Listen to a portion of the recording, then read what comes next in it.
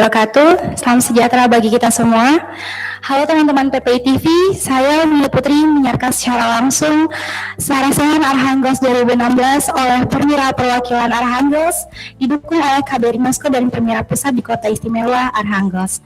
Acara ini merupakan acara Sarasehan ketiga Perwira dan dihadiri langsung oleh Duta Besar Luar Biasa dan Berkuasa Penuh Republik Indonesia untuk Federasi Rusia dan Belarusia Pak Muhammad Supriyadi, Delegasi Kedutaan Besar Republik Indonesia untuk Federasi Rusia dan Belarusia juga akan diisi oleh 5 pembicara.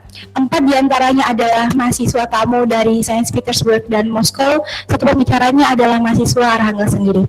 Mari kita saksikan bersama-sama.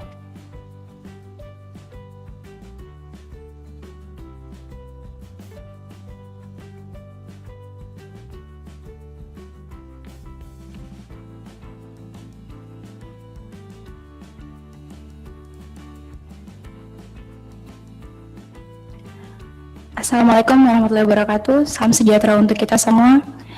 Yang terhormat Duta Besar Luar Biasa dan Berkuasa Penuh Republik Indonesia untuk Federasi Rusia dan Belarusia Pak Muhammad Supriyadi. Yang kami hormati Delegasi Kedutaan Besar Republik Indonesia untuk Federasi Rusia dan Belarusia serta mahasiswa tamu dan mahasiswa Arhanggas yang kami banggakan. Puji syukur kehadirat Tuhan Yang Maha Esa atas perkenanannya kita bisa hadir di acara Sarasehan Arhanggas 2016 oleh Perwira Perwakilan Arhanggas didukung oleh KBRI Moskow dan Perwira Pusat di Kota Istimewa Arhanggas. Yang melatar belakangi acara ini adalah yang pertama, besarnya tantangan menuntut ilmu di Rusia dan kurangnya kegiatan mahasiswa dalam bidang pendidikan, dan yang kedua, minimnya pengetahuan masyarakat Indonesia terhadap ilmu dan teknologi Rusia. Adapun tujuan dari acara ini yaitu yang pertama, memotivasi dan meningkatkan semangat belajar serta budaya diskusi mahasiswa yang sedang menempuh pendidikan di Rusia, dan yang kedua, memperkenalkan keunikan ilmu pengetahuan Rusia ke masyarakat Indonesia. Hadirin yang saya hormati, atas nama pembawa acara izinkan saya membaca susunan acara sebagai berikut. Yang pertama, sambutan Ketua Persatuan Mahasiswa Indonesia di Rusia Muhammad Iksan Kiat.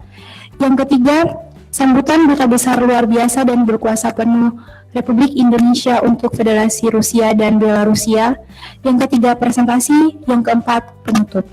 Mari kita beranjak ke acara yang pertama, yaitu sambutan Ketua Persatuan Mahasiswa Indonesia di Rusia oleh Muhammad Iksan Kiat. Kepada saudara, disilahkan.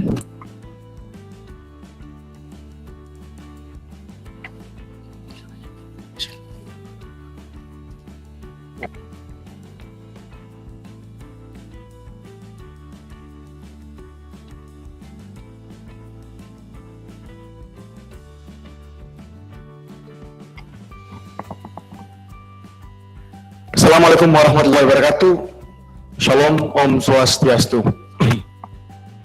Yang terhormat Bapak Duta Besar Luar Biasa dan Berkuasa Penuh Republik Indonesia untuk Federasi Rusia dan Republik Belarusia, Pak Wahid Supriyadi.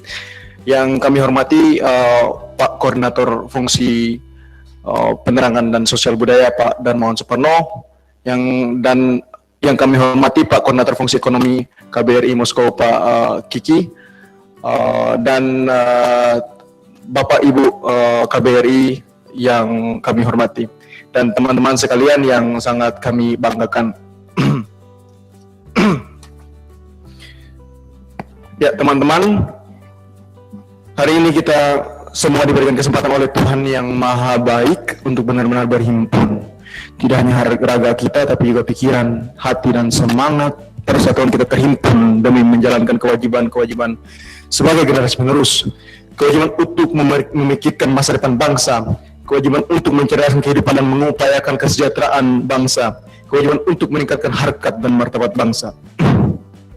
Berbicara mengenai budaya diskusi atau dialog, perlu diketahui bahwa 4 pilar kehidupan berbangsa kita itu merupakan hasil dari dialog para pendiri bangsa. Dan dengan demikian dialog merupakan salah satu bagian yang mempunyai peran penting dalam perkembangan bangsa Indonesia sebelum kemerdekaan dan sesudah kemerdekaan. Ya, teman-teman dan Bapak Ibu yang sangat saya banggakan, saudara-saudaraku, Indonesia saat ini adalah Indonesia kita semua, milik kita, modal kita, tanggung jawab kita. Dengan demikian keterlibatan kita bersama dalam membangun tanah air adalah syarat mutlak untuk Indonesia yang lebih maju. Saudara-saudara yang dirahmati Allah, perlu kita renungkan bahwa jumlah penduduk Indonesia prakemerdekaan adalah 70 juta dan 90% dari kakek nenek kita yang tinggal di kampung dan dijajah itu buta huruf. Mereka memiliki semua persyaratan untuk pesimis, tapi nyatanya mereka tak pernah putus asa. Dengan keberanian dan keyakinan yang kuat, mereka terangkul ke dalam sebuah persatuan Indonesia yang kemudian membawa mereka ke depan pintu gerbang kemerdekaan. Dan kemerdekaan itu kemudian mereka wariskan, hadiahkan kepada kita, generasi penerus. Dengan warisan itu, saudara-saudara, anak cucu mereka dapat merebut kembali hak asasi manusia yang selama ini berada di tangan penjajah. Hak untuk hidup, hak untuk tidak disiksa, hak kemerdekaan pikiran dan hati nurani, hak untuk tidak diperbudak, dan lain sebagainya. Dengan warisan itu, kita bisa belajar dengan tenang seperti sekarang ini. Dengan warisan itu, yang dulunya 90% buta huruf, sekarang masyarakat kita 90% melek huruf. Saudara-saudara yang dilindungi Allah, berlandaskan kesadaran yang mendalam akan pentingnya melanjutkan perjuangan para pendahulu untuk mewujudkan Indonesia yang sejahtera, adil dan makmur, saya kembali mengajak kalian untuk bergerak bersama ke depan. Hal-hal yang salah, marilah kita perbaiki. Yang kurang, marilah kita tambahkan. Yang sama kita perjelas, yang bengkok kita luruskan, dan yang jatuh kita bangkitkan. Saudara-saudara yang selalu dikuatkan Allah, kita harus berani, tulus, dan yakin. Janganlah kita ragu membuat terobosan baru. Walaupun terkesan sulit, butuh biaya, butuh tenaga, tapi selama idenya prospektif dan berkesinambungan, kenapa tidak kita coba? Kenapa tidak kita mulai? Kenapa tidak kita pikirkan bersama? Saudara-saudara yang selalu dirahmati Allah, perlu diingatkan bahwa kita pulang ke Indonesia bukan hanya sekedar menerapkan ilmu yang kita dapatkan, tapi kita mempersiapkan diri untuk memecahkan sekali lagi memecahkan permasalahan di tanah air. Dengan demikian saudara-saudara, sudah saatnya kita tidak hanya untuk menuntut ilmu, tetapi berbagi ilmu dan bertukar pikiran. Janganlah kita bermusuhan. Boleh kita berdebat, tapi janganlah kita bermusuhan. Jadikanlah teman diskusi, teman dialog kita sebagai motivasi untuk berkembang, karena tujuan kita sama, yakni untuk menjadikan Indonesia jaya. Kita wajib dan perlu hadirkan ide-ide cemerlang yang dapat mempermudah pembangunan. Perlu kita ciptakan suasana ilmiah yang inklusif melalui dialog interaktif dan interdisiplin. Saudara-saudaraku yang dilindungi Allah, perlu direnungkan, setelah ini kita akan mempertanggungjawabkan peran kita kepada Tuhan dan penerus-penerus kita, dan penerus-penerus dari penerus-penerus kita, bahwa di era ini kita tidak tinggal diam, tapi kita wariskan Indonesia yang berdiri tegak untuk semuanya. Saudara-saudara yang selalu didoakan, mari kita bergotong royong dan bertukar pikiran dengan kerendahan hati untuk membuat sebuah rencana pergerakan ke depan yang konkret dan inklusif.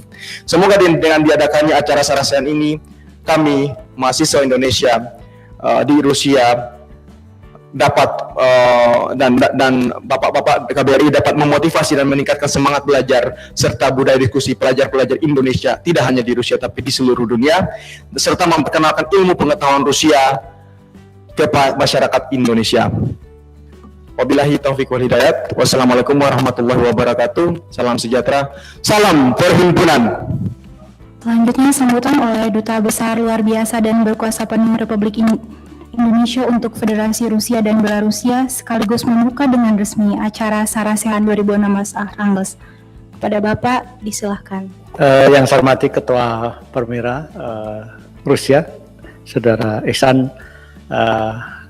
kawan-kawan dari KBRI yang kebetulan bersama-sama saya hari ini melakukan kunjungan kerja ke Arhangelsk, dan juga teman-teman dari Permira seluruh Rusia. Assalamualaikum warahmatullahi wabarakatuh. Pertama saya ingin mengucapkan selamat kepada Permira Rusia yang berhasil menyelenggarakan sebuah Sarasehan di salah satu kota hampir paling ujung di utara, di Arhangelsk ini. Saat ini temperatur di luar menunjukkan minus 25. Mungkin bagi teman-teman yang sekarang menikmati musim panas ya saya ucapkan selamat ya. Tapi di sini juga dengan udara yang sangat dingin, saya menghargai kawan-kawan Permira dengan semangat tetap menjalankan acara Sarasian yang saya nilai sangat bermanfaat bagi kita semua. Kawan-kawan semua, kita tahu bahwa di tengah pertumbuhan ekonomi yang stagnan, tapi syukur alhamdulillah kita sampai kuartal kedua bisa meningkatkan pertumbuhan ekonomi itu sampai 5,2 dan diperkirakan pada tahun ini kita bisa bertahan di 5,1. Ini satu achievement yang saya kira luar biasa. Ini satu pertumbuhan yang terbesar nomor 3 di dunia setelah Cina dan India, dan itu tentunya kita sambut baik, dan prediksi tahun depan juga more or less akan sama seperti pertumbuhan tahun ini, dan setelah itu diperkirakan akan meningkat seiring dengan selesainya sebagian dari pembangunan infrastruktur. Tetapi tentu saja tantangan tidak berhenti. Kita sebenarnya termasuk beruntung, dan berbagai analis ekonomi memperkirakan bahkan pada tahun 2030 kita akan menjadi kekuatan ekonomi nomor 5 atau 6 dunia. Nah, ini merupakan satu tantangan sendiri, dan ini yang harus dijawab oleh kita semua, khususnya oleh generasi muda, dan lebih khusus lagi pada anggota Permira dan juga PPI dunia. Tentunya ke depan tidak akan lebih mudah, karena juga persaingan akan semakin besar.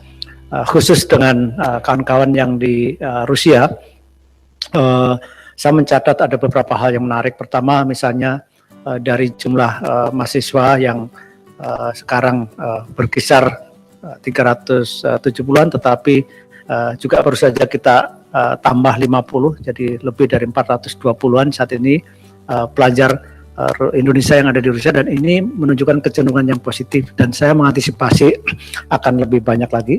Karena juga ke depan universitas-universitas di Rusia juga akan menawarkan selain beasiswa tambahan, tetapi juga menawarkan untuk mahasiswa private. Ini saya kira perlu disyukuri, karena banyak mungkin yang belum tahu potensi Rusia, dan ini saya kira hal yang kita harus lakukan bersama-sama. Selama di Rusia hampir atau 8 bulan tepatnya, saya telah mengunjungi 14 region, provinsi dan negara bagian, dan ini yang ke-14. Dan dari kunjungan itu saya mencatat banyak hal yang menarik sebenarnya yang bisa kita kerjasamakan dengan Rusia. Seperti diketahui, ekonomi Rusia merupakan peringkat ke-12 dan kita peringkat 16, tetapi total perdagangan sangat minimal, hanya sekitar 2 miliar. Nah, kita perlu genjot ini untuk meningkatkan perdagangan dan investasi yang setelah kunjungan Presiden Jokowi bulan Mei yang lalu, kami mencatat banyak sekali minat di kedua belah pihak. Baru saja juga saya selesai berdiskusi 1 jam lebih dengan Kadin Arhangels, dan ternyata juga di kota yang mungkin salah satu yang terdingin di Rusia, penduduknya mungkin hanya sekitar 450.000, tetapi saya mencatat beberapa potensi, termasuk diantaranya adalah teknologi di bidang energi yang sangat efisien yang bisa diterapkan di Indonesia. Bahkan perusahaan di Arhangels ini juga tidak segan untuk melakukan investasi di Indonesia. Ini satu peluang ya. Kemudian juga banyak hal yang kita bicarakan, misalnya di bidang pariwisata, karena ini masyarakat di sini kurang mendapatkan matahari ya, jadi mereka ternyata betul tadi saya sudah tanyakan, mereka dapat insentif untuk keluar dari Arhangels pada musim-musim liburan, bahkan mereka juga dapat subsidi, dan ini juga satu peluang yang bisa kita manfaatkan. Kemudian juga dari sisi Indonesia kita menawarkan produk-produk kita yang ke depan saya kira akan jauh lebih banyak, karena dari hasil festival kemarin kita juga akan memiliki sebuah display di Food City yang produk-produk kita makanan khususnya bisa masuk ke Rusia. Nah, saya menghargai kawan-kawan Permira ini melakukan Sarasian ini yang saya kira sangat bermanfaat. Kita di sini bisa lebih banyak konsentrasi selain menimba ilmu, tapi juga membangun network dan apa yang bisa kawan-kawan berikan kepada negara. Sebagai penutup, saya sekali lagi ucapkan selamat dan dengan senang hati pada sore hari ini Sarasian Permira yang dimotori oleh Permira Nasional Rusia secara resmi dibuka. Terima kasih. Wassalamualaikum warahmatullahi wabarakatuh.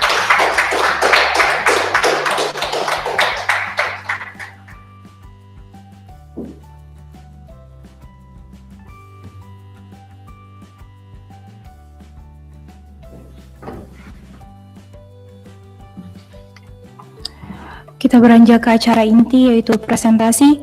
Selanjutnya saya serahkan ke moderator Eka Sukawati. Assalamualaikum warahmatullahi wabarakatuh. Selamat sore dan salam sejahtera untuk kita semua. Perkenalkan, nama saya Eka Sukawati. Saya sebagai moderator Sarasehan Arhangels 2016.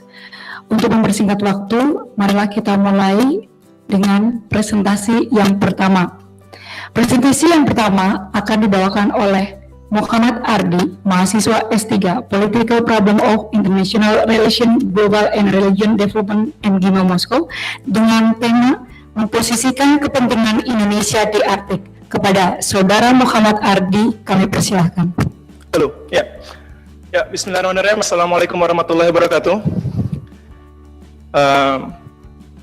Mr. Excellency Bapak Muhammad Wahid, Bapak Wahid Supriyadi, and others, Gaspadin Pasli. The first that today is a really great opportunity for me to have presentation in front of you.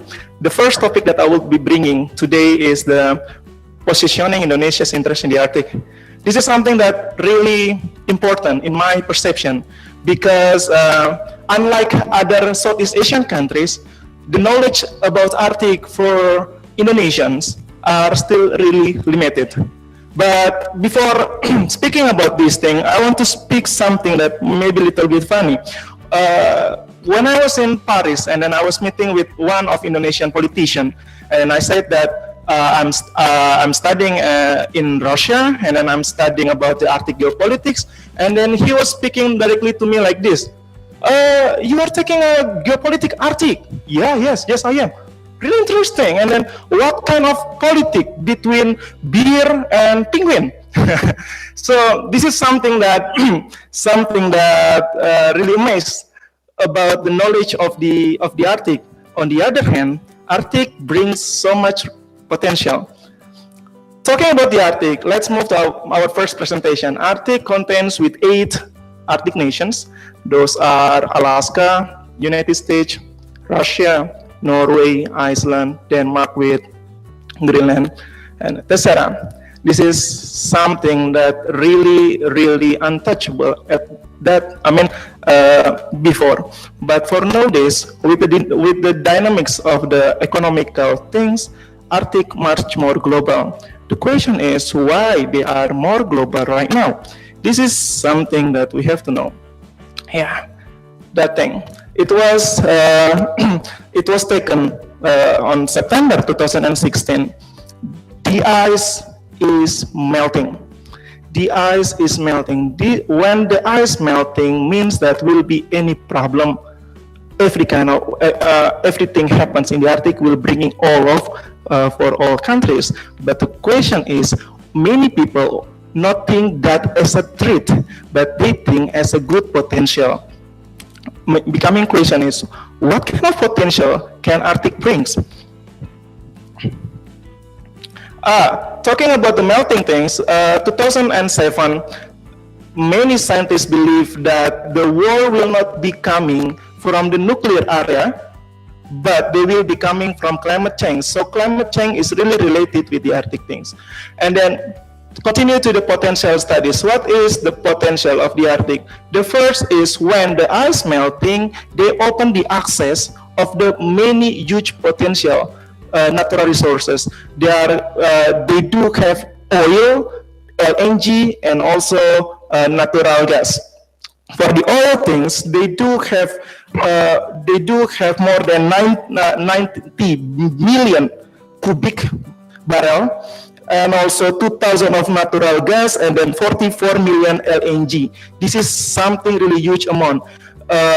For the oil, for the example, they do have 20% of world oil reserve for the moment.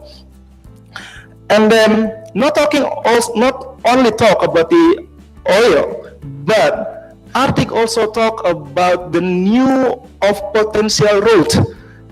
Right now, we are doing with the Suez Canal things, but 2020, they will go directly from the north, Norway to the Asia. And then the study said that the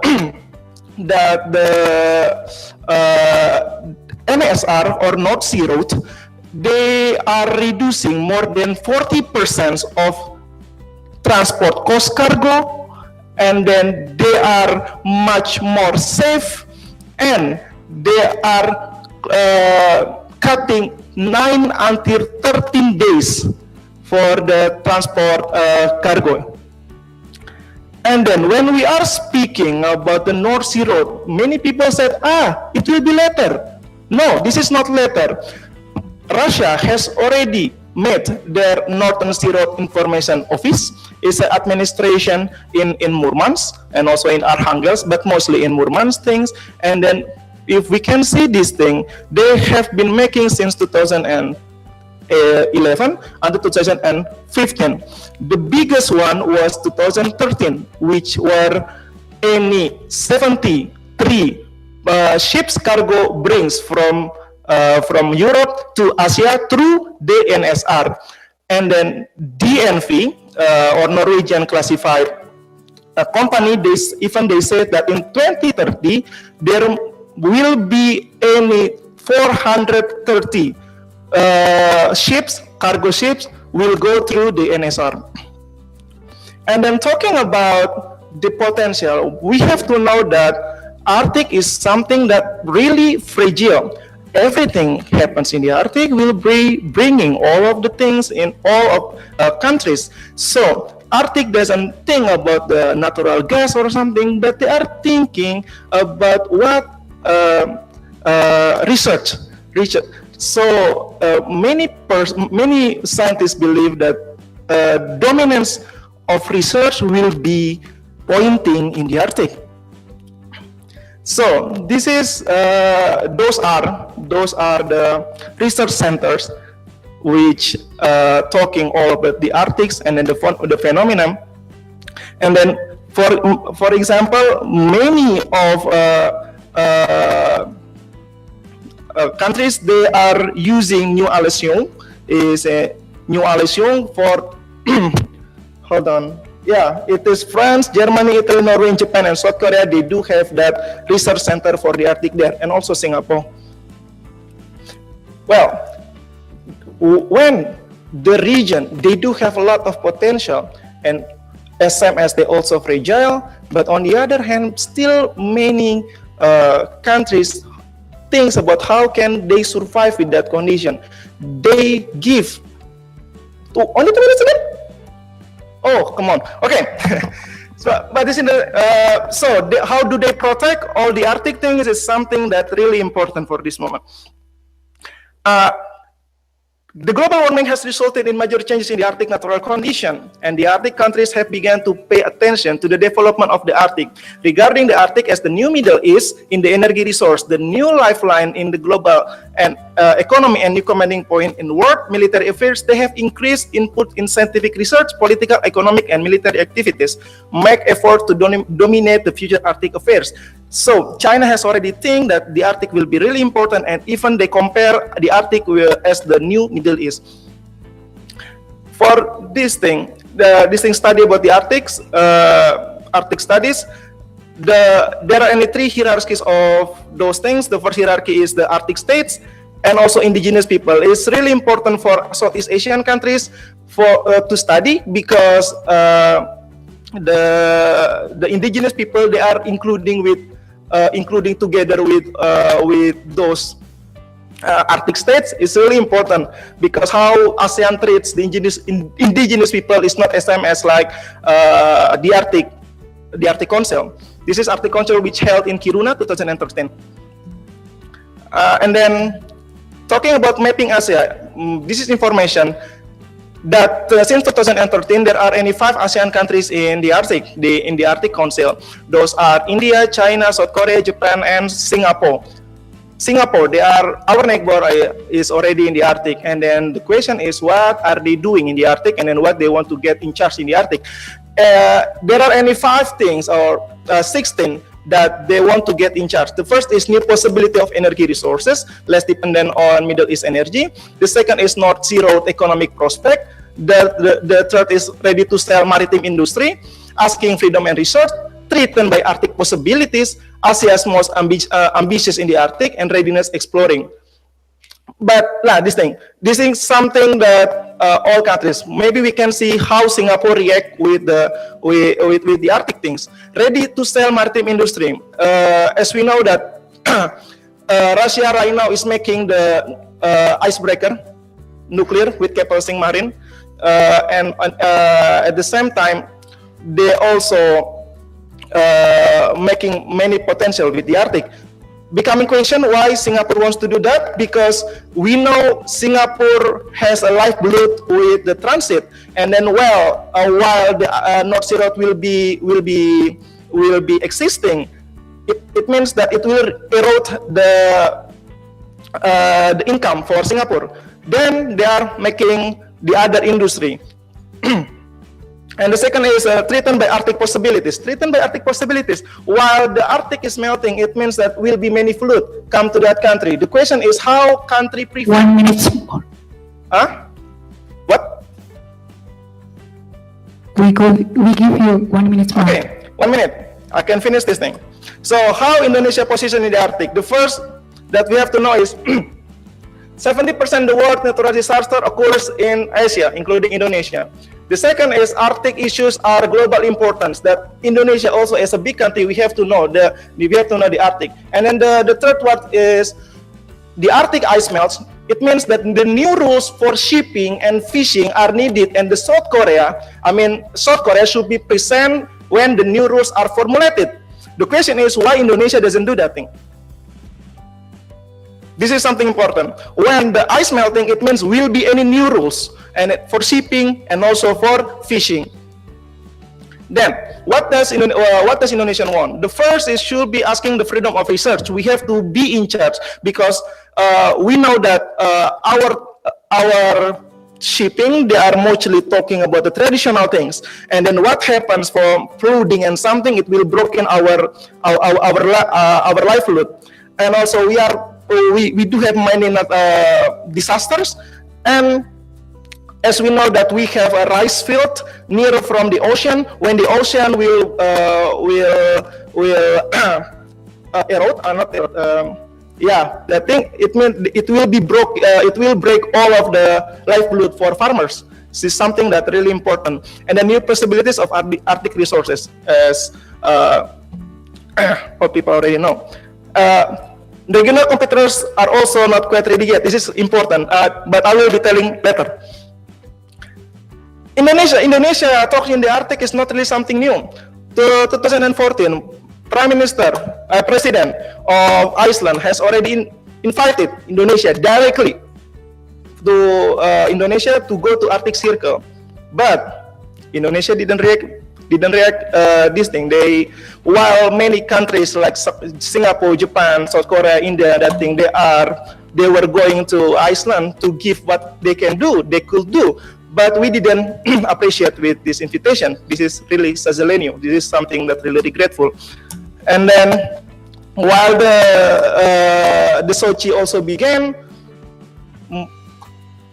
basically what Russia gives, somehow they choose they choose the friends, or they choose that country. Any country gives that thing, any country gives that thing. But while in the Sochi before, basically what Russia and Singapore have done was that thing: join Arctic research to benefit Russia and Singapore. This is the website original from Sochi conference in my last May. Then Vietnam enters the Arctic oil business. This is something that we are big country Indonesia, but we don't have any this knowledge. On the other hand, many countries doing this thing. And then Vietnam has Time is over. been doing. So, this is all of my presentation. Thank you very much. Oke, dibuka sesi pertanyaan. 2 pertanyaan.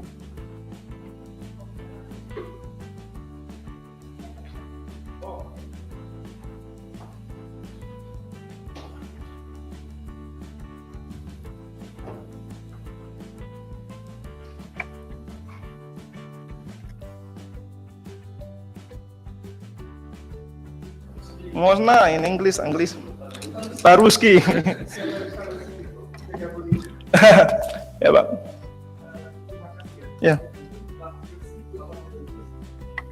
That it is really something new to myself. How Indonesia could engage in the Arctic region, and then you have touched about some point that we could the possibility to start our site in the Arctic area. Indeed, that this is really what you call, on my point of view, that is really geographically far away from Indonesia. And then this is interesting that we have some meeting with Ambassador today, and several points that we got during our meeting with the governor, with the rector, and also with the Chamber of Commerce today, that actually there is something, the other thing else that we could do in the region of Arctic, so that I'm not really asking you, but I just probably to enrich your presentation, the thing that we could do also in the field of tourism.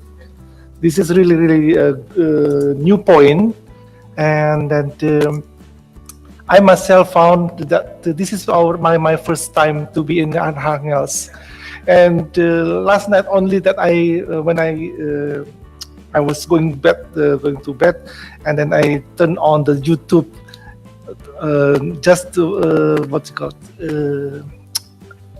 to know my obsession, what's going on in Archangels during the summertime. And then before I came to Archangels, that my relatives also told me that please try to be in Archangels and to catch the aurora. I think that this is also good for Archangels to promote their tourism. And then the other thing, the other side that we also promote our tourism potential to Archangels people. It is mentioned today that it used to be a direct charter flight from Archangels to Indonesia, but unfortunately that's really can stop right now. I think that was taken by the Trans-Aero probably. So I think that this could be part of your presentation, that one of sector that you could also add to your presentation. Thank you very much. Can I reply? The first is this thing, sir.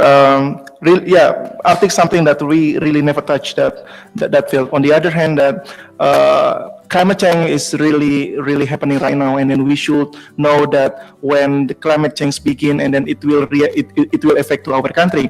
This is something that we have to be in charge as soon as possible. This is something that I want to stress. Thank you. Oke, satu pertanyaan lagi. Dipersilakan.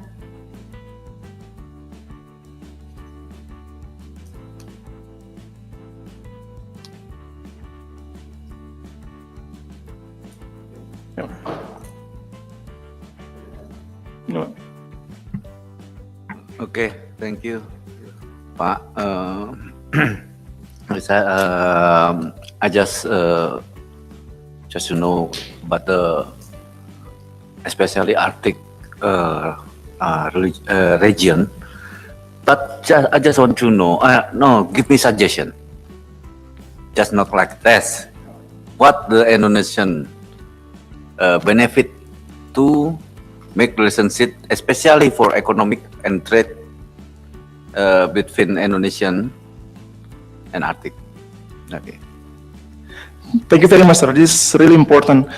What do I want to stress in here is this thing. Maybe for this moment, I'm not speaking about what kind of the beneficial for Indonesia to get in charge in the Arctic. There's something that we have to know, that how can we give the knowledge for Indonesian people what is something in the Arctic. This is the first step. The second is like this. We do. Our countries right now is really dynamic, and then if we are not going really fast, it means that we will be left behind. Then our neighbors, Singapore, they has been doing this thing, good. Vietnam, they are doing this thing, good. And then, as we know that 70% of cargo from Suez Canal, while they are doing transit, maybe in Malaysia or Indonesia or in Singapore, mostly 70% they will go directly to go to China, South Korea, or in Japan. But the thing is like this: when the North Sea Road will be existing, fully existing, it means that it will reduce our economic things, and we have to realize that what can we do again when our income get reducing. I mean, it get reducing because Singapore right now, they are making shipbuilding. They are making shipbuilding, especially in the Arctic, and also they are making Arctic technology for offshore and that Arctic technology for doing drilling offshore. They are thinking, not talking about what can they do in 5 or 10 years, but why can they go for 50 years? While the North Sea Road will be happening, it will distract their lifeblood. And also SMS Indonesia. Why don't we think that thing? And then talking about the regional competitor is not really ready yet. When I was in Singapore, and then I was meeting with 2 LIPI delegations, and then we were speaking about the Arctics. At the same time, we were speaking also people from Singapore and also from Vietnam. And then, in my opinion, in my perception, they also really know about this field. It means Indonesia, we are still able to get in charge for our young scholars, academicians. We are still able to get know this thing more. This is something that I just want to tell that, hey, any new potential, hey, any new Middle East, why don't we know this field? Why don't we go forward? Not talking about Southeast Asian countries anymore, but we go something that really further. That's what I want to tell. Thank you.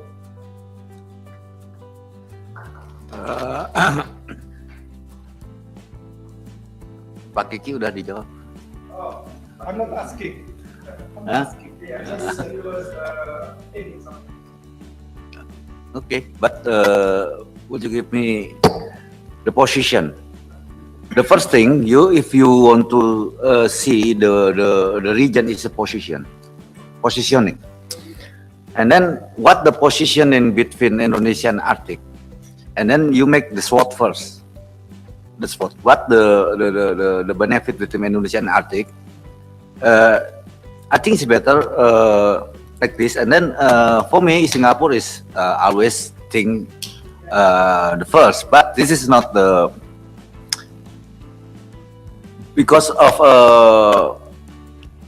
I just want to visit Chambers Commerce in here. For me, not only energy, not only Arctic like Middle East, but energy also. We need energy because, as you know, in Indonesia right now, our energy already many reduced. That's why mapping is one step is technology, one step is market, and then like this. I need like this, but you already explained everything. It's no problem. I'm more actually I want to make you mapping more detail about this. Okay.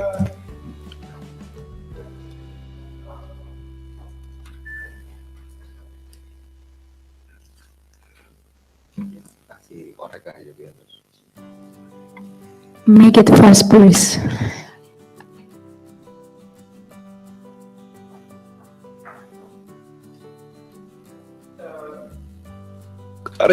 replying your question, sir, this is the three steps that actually Indonesia should think about. The first is asking the freedom of research, because when you don't have any status in the Arctic Council, you are not able to get any research there. And then why Singapore needs to get freedom of research, because they want to get the first hand of data and etc.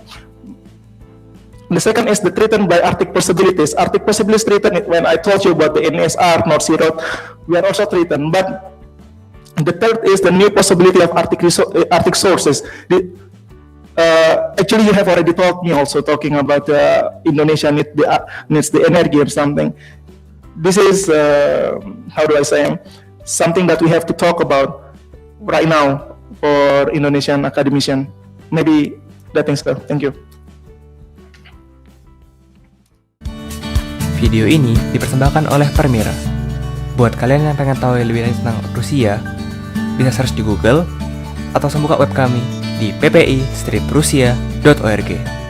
Di sana ada banyak informasi dan artikel seputar Rusia.